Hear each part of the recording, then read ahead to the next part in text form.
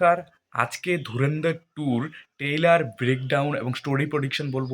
এমন একটা সিনেমা বলিউডে লঞ্চ হয়েছে যেটা সব কিছু হেলিয়ে ঠেলিয়ে একদম শেষ করে ফেলেছে।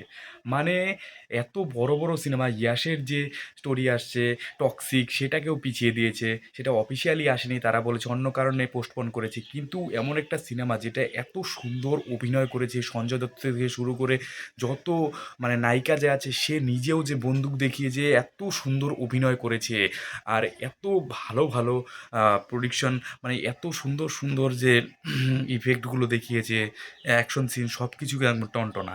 আজকে যেটা বলবো হলো, প্রথমে যে দেখা যাচ্ছে স্টোরিটা যখন শুরু হচ্ছে যে এত গোলাবারি হচ্ছে, আসলে রণবীর সিং যে আছে, রণবীর সিংয়ের যে চরিত্র আছে, সে কিন্তু তার ফ্যামিলি হারিয়েছে, সেই জন্য সেই রাগের আগে পাকিস্তানে গিয়ে সে ওখানকার হেড হবে।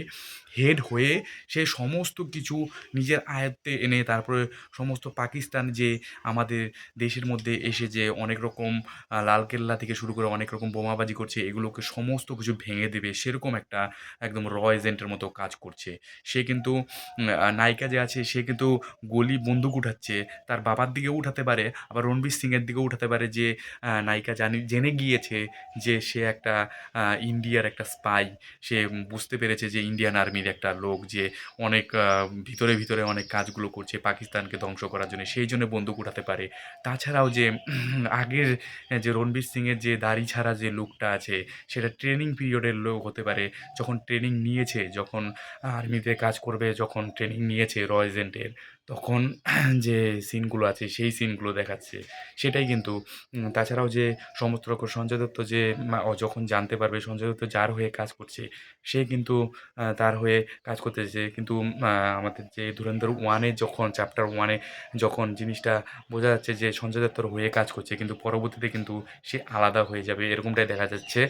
আর তাছাড়া কিন্তু সমস্ত স্টোরিটা কিন্তু আগের মতোই। সে এখন পাকিস্তানে হেড হয়ে গিয়েছে আমাদের রণবীর সিং।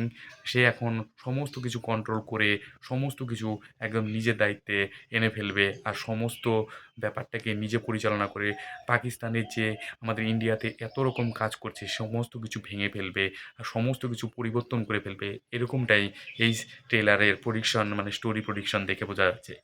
আপনাদের কি মনে হয়? অবশ্যই কমেন্ট সেকশনে লিখতে ভুলবেন না। ভিডিওটা ভালো লাগলে লাইক, কমেন্ট, শেয়ার করবেন। অবশ্যই সাবস্ক্রাইব করবেন এরকম টাইপের অনেস্ট রিভিউ এবং ভালো ভালো ভিডিও দেখার জন্য। আজকের মতো এখানে। জয় হিন্দ, বন্দে মাতরম।